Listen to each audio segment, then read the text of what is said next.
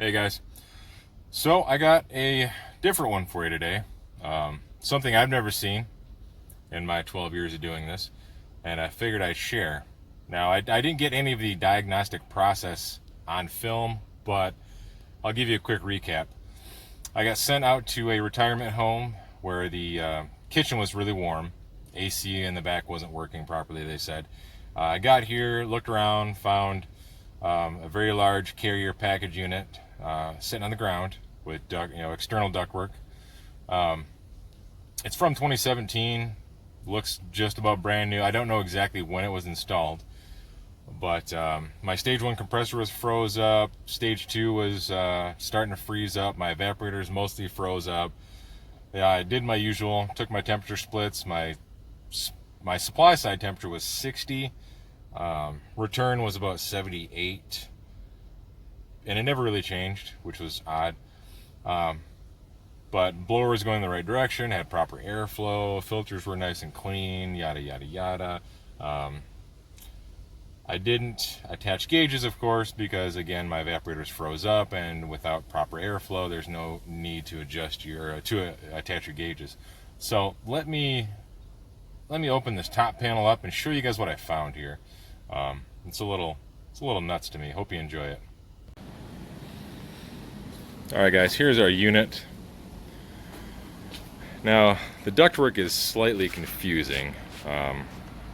It's kind of crisscrossed. I'm not exactly sure why. I don't have access into the attic of this location, so I don't know I don't know exactly where that ductwork even really goes. But as you can tell, further away is my return, and this 90 corner that we see right here, that is part of the return. Obviously down there, that's our supply, right? So initially, it's thawed out right now, but this compressor was froze solid. My evaporator was froze solid. So come over here and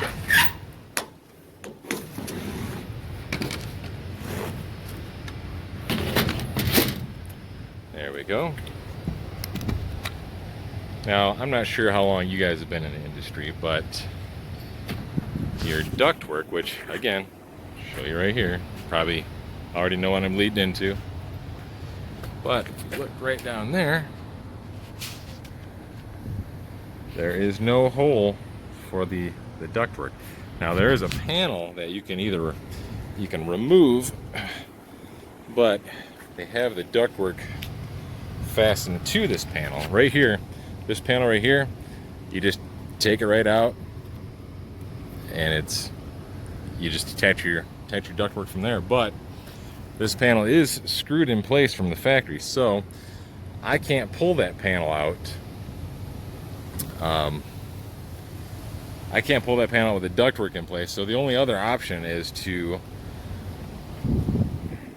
remove the economizer, and then we can get in there and probably cut a hole in that panel to actually get a return vent. So that's what I'm gonna end up doing. Let me get you a little bit better angle from around the other side here, guys. See, right there. Hopefully that's coming through crystal clear on camera. And even down there, when you look down in our economizer, I mean, it's not like they even tried to cut half a hole. There's literally no hole for that vent. So we're gonna have to pull that entire economizer out and then just come back with an angle grinder and just cut a big old hole right there, seal it up, and get them some return air. So, all right guys, so I decided to check this other unit, right? There's the unit we were just looking at with the return that has no opening. And I decided to come over here and get some eyes on this unit just to show you. We basically have the same setup here. Return duct, externally vented, blah, blah, blah. That we got on the inside here. And again, there is no return opening.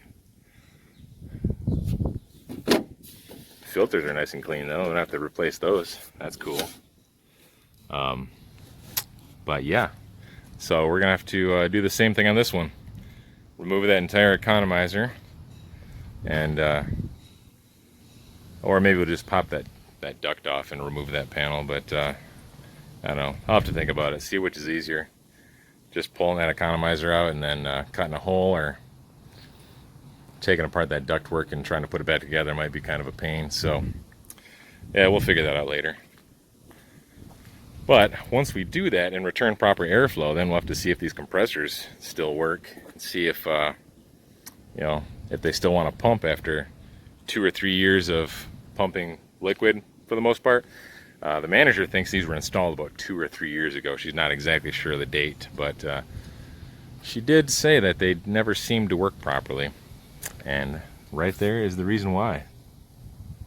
So, all right, guys.